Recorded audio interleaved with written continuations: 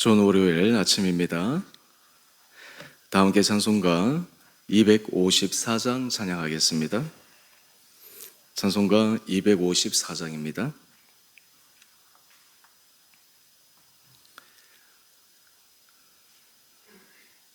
내 주의 보혈은 정하고 정하다. 내 죄를 정케 하신 주 날로라 하신다. 내가 주께로 지금 가오니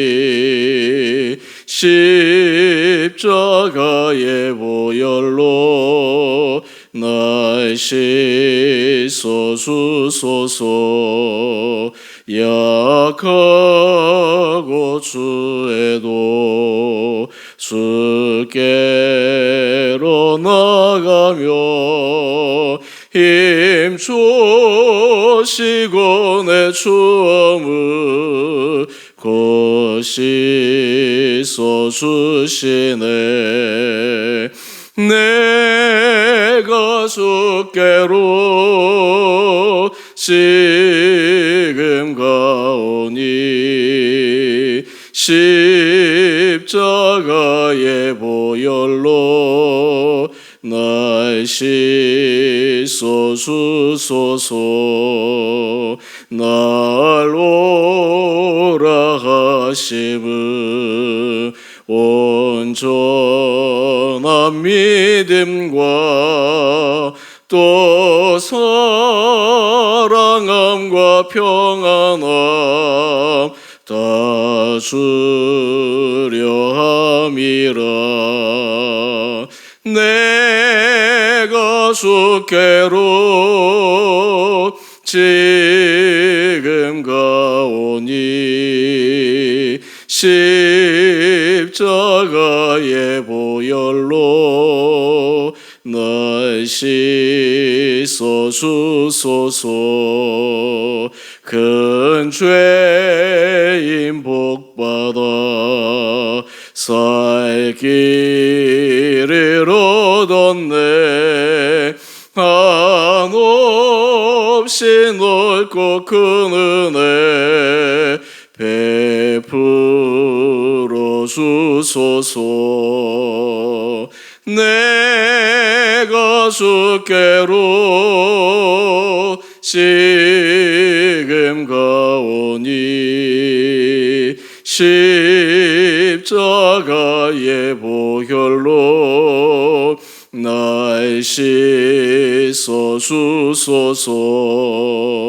그 피가 마음속에 큰 증거 됩니다. 내 기도 소리 들으사 다 허락하소서. 내가 주께로 지금 가오니 십자가의 보혈로 날 씻어 주소서. 아멘. 오늘 말씀은 창세기 4장 1절에서 15절까지입니다. 아담이 그의 아내 하와와 동침하매 하와가 임신하여 가인을 낳고 이르되 내가 여호와로 말미암아 득남하였다 하니라. 그가 또 가인의 아우 아벨을 낳았는데 아벨은 양치는 자였고 가인은 농사하는 자였더라. 세월이 지난 후에 가인은 땅의 소산으로 제물을 삼아 여호와께 드렸고 아벨은 자기도 양의 첫 새끼와 그 기름으로 드렸더니 여호와께서 아벨과 그의 제물은 받으셨으나 가인과 그의 제물은 받지 아니하신지라. 가인이 몹시 분하여 안색이 변하니 여호와께서 가인에게 이르시되 내가 분하여 함은 어찌 됨이며 안색이 변함은 어찌 됨이냐. 내가 선을 행하면 어찌 낯을 들지 못하겠느냐? 선을 행하지 아니하면 죄가 문에 엎드려 있느니라. 죄가 너를 원하나 너는 죄를 다스릴지니라. 가인이 그의 아우 아벨에게 말하고 그들이 들에 있을 때에 가인이 그의 아우 아벨을 쳐 죽이니라. 여호와께서 가인에게 이르시되 내 아우 아벨이 어디 있느냐? 그가 이르되 내가 알지 못하나이다. 내가 내 아우를 지키는 자니이까? 이르시되 내가 무엇을 하였느냐? 내 아우의 핏소리가 땅에서부터 내게 호소하느니라. 땅이 그 입을 벌려 내 손에서부터 내 아우의 피를 받았은즉 내가 땅에서 저주를 받으리니 내가 밭을 갈아도 땅이 다시는 그 효력을 내게 주지 아니할 것이요 너는 땅에서 피하며 유리하는 자가 되리라. 가인이 여호와께 아뢰되 내 죄벌이 지기가 너무 무거우니이다. 주께서 오늘 이 지면에서 나를 쫓아내시온즉 내가 주의 낯을 배웁지 못하리니 내가 땅에서 피하며 유리하는 자가 될지라. 무릇 나를 만나는 자마다 나를 죽이겠나이다. 여호와께서 그에게 이르시되 그렇지 아니하다. 가인을 죽이는 자는 벌을 7배나 받으리라 하시고 가인에게 표를 주사 그를 만나는 모든 사람에게서 죽임을 면하게 하시니라. 아멘. 복된 월요일 아침입니다. 하나님께서 이 하루도 우리 살아가는 성도님들 건강함으로 붙들어 주시는 은혜의 하루가 되기를 바랍니다. 오늘 아침 우리가 묵상할 말씀은 인류 최초의 살인사건이 일어나는 것을 묵상하게 됩니다. 한 가정이 하나님께서 주시는 은혜와 평강 가운데 있어야 할 터인데 그렇지 못하고 형제간에 너무나 참혹한 살인이 일어나는 그 현장을 오늘 본문 말씀을 통해 우리는 묵상하게 됩니다. 오늘 사실 이 말씀을 통해서 왜 이런 일이 벌어졌는가에 대해서 구체적이고 실제적인 부분을 성경은 우리에게 말하고 있지 않지만 오늘 말씀을 통해 우리가 여러 가지 상황들을 함께 상상력으로 또 우리가 동원하고 또 묵상함으로 우리 삶의 가정과 우리 삶의 자리에 하나님과의 관계가 다시 한번 아름답게 세워지는 귀한 은혜의 시간 되기를 원합니다. 오늘 1절 이하의 말씀을 보면 하나님께서 아담과 하와를 축복하셔서 그 가정에 자녀를 주셨습니다. 바로 가인과 아벨입니다. 우리가 이 사건 전에 이미 묵상한 것처럼 아담과 하와가 하나님께 받은 그 은혜 복을 그들이 온전히 누리지 못하는 원죄 사건이 일어났습니다. 하나님께서 먹지 말라고 한 선악과를 먹음으로 그들이 하나님 앞에서 큰 책망을 받게 됩니다. 이후에 그들이 이제 가정을 꾸리게 됩니다. 어떤 의미에서 최초의 가정이라고 할 수가 있습니다. 또 하나님께서 이 가정을 은혜 가운데서 평안한 가운데서 아름다운 가정을 만들기 위해서 많은 축복도 해 주셨으리라 생각합니다. 그런데 문제가 발생합니다. 어떤 문제입니까? 3절 이하의 말씀을 한번 보십시다. 가인은 농사를 짓는 자였고 아벨은 양치는 자였는데 이제 이 두 사람이 하나님 앞에 정한 때가 되어 제사를 드리게 됩니다. 가인은 자기가 농사를 짓는 사람이기 때문에 땅의 소산물을 가지고 하나님께 제사를 드리고 아벨은 양을 치는 자였기에 양을 하나님 앞에 제물로 드립니다. 그런데 문제는 하나님께서 이 두 제사를 다 받으셨으면 좋았을 터인데 하나님께서 아벨의 제사는 받으셨습니다. 그런데 가인의 제사는 받지 않으십니다. 오늘 그 말씀이 4절입니다. 그런데 여기에서 왜 하나님이 아벨의 제사는 받으셨고 가인의 제사는 받지 않으셨는가? 구체적인 이유를 설명하고 있지 않습니다. 여기에 대한 여러 가지 해석들이 다양합니다. 근데 사실 그 해석들을 정론으로 우리가 받아들이는 것도 쉽지는 않습니다. 그런데 문제는 지금 하나님과 가인 사이에 왜 하나님께서 가인의 제사를 받지 않으셨는가라고 하는 것을 보여주는 대화가 나옵니다. 우리 6절 이하의 말씀을 한번 볼까요? 가인은 하나님 앞에 제사를 드렸는데 아벨의 제사는 받으시고 자신의 제사를 받지 않으시는 그 하나님 앞에 안색이 변합니다. 그런데 하나님께서 그러한 가인의 모습을 보시고 질문합니다. 우리 6절입니다.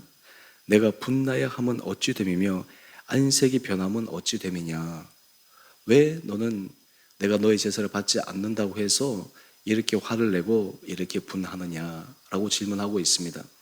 그러면서 하나님이 가인에게 던지는 그 다음 질문을 한번 보십시다. 우리 7절입니다.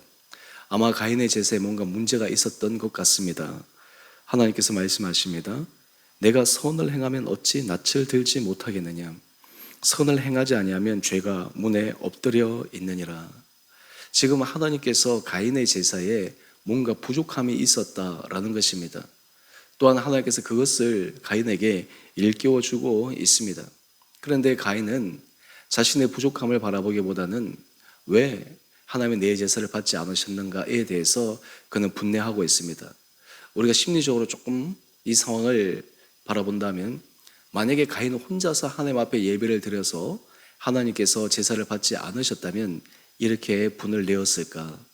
어떤 의미에서 아벨과 가인, 자기 동생과 함께 제사를 드렸는데 그 보는 현장에서 하나님이 아벨의 제사는 받으시고 가인의 제사를 거절하셨기 때문에 마치 아벨은 편애하시고 가인은 미워하시는 그 상대적 사랑의 박탈에 의한 그 감정은 있지 않았을까?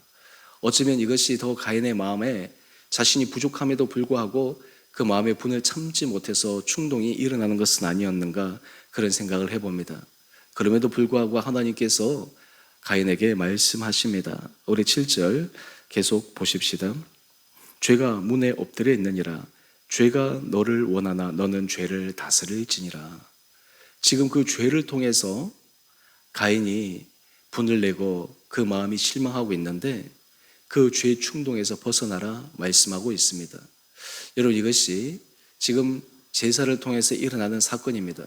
근데 문제는 여기에서 끝나면 좋았을 터인데 가인이 이 제사의 이 당혹한 면을 여기서 끝나지 않고 거기에 대한 미움, 분노를 아벨에게 쏟아붓습니다. 우리 8절 말씀을 한번 볼까요?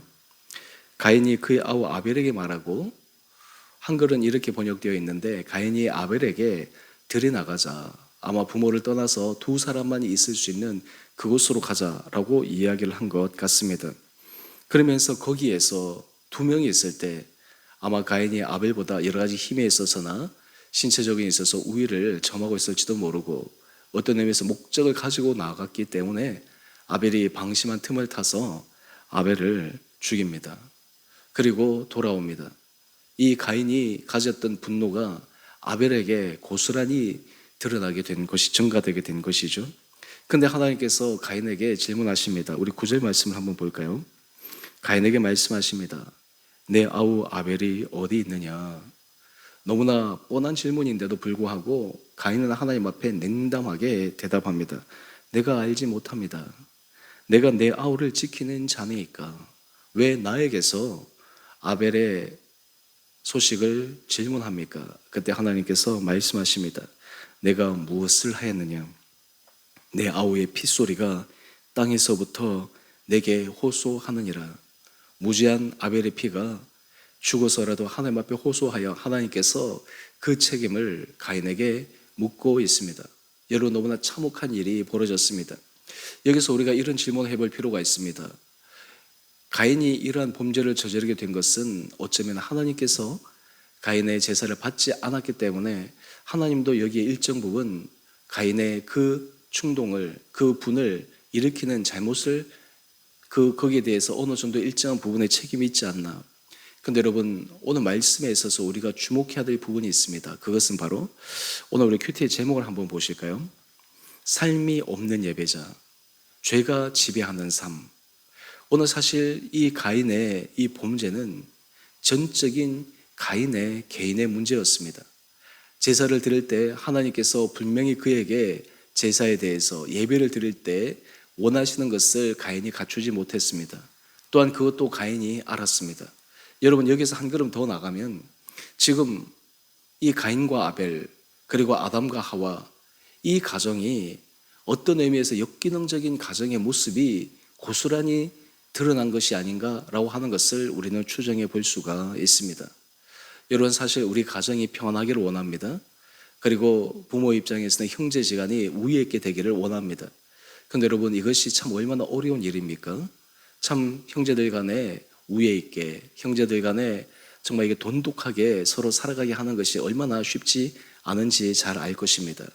오히려 부모로 인해서 자녀들이 갈등을 일으키기도 하고, 부모의 편애로 인해서, 부모의 잘못된 선택으로 인해서 자녀들이 상처를 받기도 하고, 그런 어려움도 있습니다. 실제로 야곱과 에서, 이 두 사람도 사실은 어렸을 때부터 경쟁 관계 속에서 그들이 서로 자랐기 때문에, 또 그 가정의 불화가 어떤 의미에서 두 사람만의 문제가 아니라 전체 가정의 문제가 아니었나라고 하는 것들도 생각해 보게 됩니다. 오늘 우리가 다시 본문으로 돌아와서, 오늘 이 가인의 이 모습이 바로 하나님 앞에서 죄인된 우리의 모습입니다. 다르게 얘기하면, 실제로 하나님 앞에서 우리가 부족하고 우리 연약함으로 인해서 일어난 일인데도 불구하고 사람들은 그 문제를 다른 사람에게 돌립니다. 그리고 하나님에게 책임을 전가합니다. 또한 심지어는 자신과 아무런 상관이 없는, 자신의 그 일에 아무런 관여되지 않는 사람에게 화와 분노를 표출할 때도 있습니다. 이것이 바로 죄의 심각성입니다. 오늘 이 아침 우리가 이 말씀을 묵상하면서 하나님 앞에서 우리가 주님 앞에 예배를 드릴 때, 예배를 드리는 그 형식뿐만 아니라 우리 마음의 중심이 정말 하나님 보시기에 선한가라고 하는 것들을 다시 한번 점검할 수 있는 이 아침 되기를 원합니다.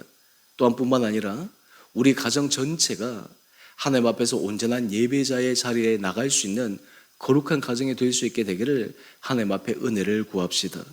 또한 동시에 하나님께서 우리에게 어떤 부족함을 지적하실 때 그 부분에 대해서 겸손하게 그것을 받아들이고 인정하고 그것을 새롭게 고쳐나갈 수 있는 그런 용기 있는 믿음의 결단도 있게 되기를 기도합시다. 그렇게 될 때 인류 최초의 이 범죄 사건, 이것이 참 너무나 참혹하고 너무나 안타까운 일이지만, 이 일이 오늘날도 얼마나 비일비재하게 다양한 모습으로 반복되고 있는 것을 우리는 알고 있지 않습니까? 오늘 이 아침 하나님께서 우리 개인에게도 은혜를 도와여 주시고 우리 가정에도 은혜를 도와여 주셔서 우리 가정이, 우리 개인이 정말 하나님 앞에 온전한 예배자로, 하나님의 기뻐하시는 거룩한 예배자로 설 수 있는 귀하고 복된 삶을 살아갈 수 있는 은혜를 구하는 이 하루 되시게 되기를 주님의 이름으로 축원드립니다. 우리 함께 기도하겠습니다. 사랑의 주님, 오늘 너무나 가슴 아픈 가인과 아벨의 모습을 보면 오늘 우리가 하나님 앞에 우리의 부족과 허물을 다시 한번 교모하게 들여다봅니다. 주님, 우리에게 은혜를 도와여 주셔서 우리의 삶이 죄의 지배당하는 삶이 아니라 주님의 은혜에 끌려가는 복된 삶이 되게 하여 주옵소서. 주님 앞에 예배 자리로 나갈 때, 예배자로 설 때 하나님의 기뻐하시는 거룩한 예배자가 되게 하여 주시고, 그 예배자의 모습이 그 예배 순간에 뿐만 아니라 우리 삶의 자리에도 연계되어져서 우리 삶이 주님 앞에 온전히 드려지는 거룩한 예배의 장소가 되게 하여 주옵소서. 그리하여 우리 온 사랑하는 성도들의 가정이 하나님께서 은혜를 주시는 축복의 가정 되게 하여 주시고, 하나님의 기뻐하시는 의의 길을 걸어가게 하여 주시고, 그로 인해 우리 사랑하는 성도들의 가정과 자녀들이 이 땅 가운데 하나님께서 약속하신 주님의 풍성한 은혜 복을 받아 누리게 하여 주옵소서. 무더운 날씨 가운데서도 우리 사랑하는 성도들 한 분 한 분들을 주님께서 눈동자처럼 지켜주시고 주께서 강건하게 붙들어 주셔서 모든 한 분 한 분들이 주님의 은혜 아래 거하게 하여 주옵소서. 육신의 연약함으로 주님 앞에 기도하며 간구하는 한 사람 한 사람들을 기억하여 주셔서 주님의 놀라운 회복의 역사가 일어나게 하여 주옵소서.